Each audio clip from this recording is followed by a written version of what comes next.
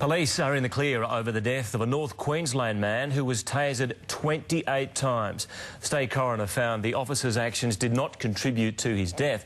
Ursula Hager joins us from outside the court. And Ursula, how has the victim's family reacted to this finding? Yes, the family of Antonio Galliano have just spoken outside court. They're incredibly distressed. They say that the last 3.5 years have been a living nightmare, and this decision will only continue this nightmare. A coroner this afternoon found that Antonio died from excited delirium caused by amphetamine use, and that being tasered 28 times by police did not directly contribute to his death. 39-year-old Galliano was pronounced dead on the bathroom floor of his girlfriend's home just south of Townsville 3.5 years ago.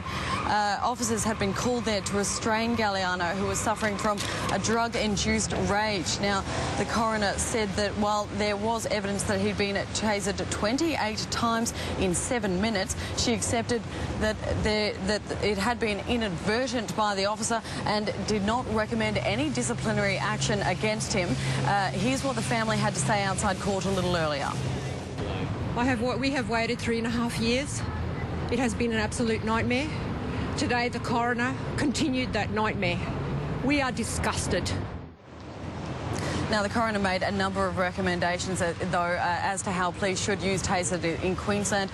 This included modifying tasers to ensure that they cannot be fired inadvertently multiple times.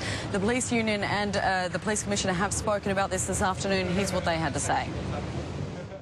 Well, look, I can tell you police officers don't want to use tasers. If we could use no force at all, that would be our preferred option. But it gives us confidence in that tasers have their place in the use of force model, and police will need to use them as required. The coroner's findings indicated a real depth of concern for the work that our people do, and how difficult it is when they're faced with situations, particularly with people who are drug affected and often quite irrational.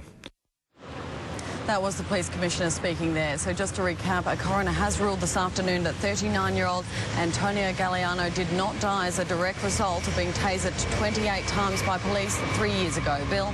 Thank you, Ursula Hager at the coroner's court.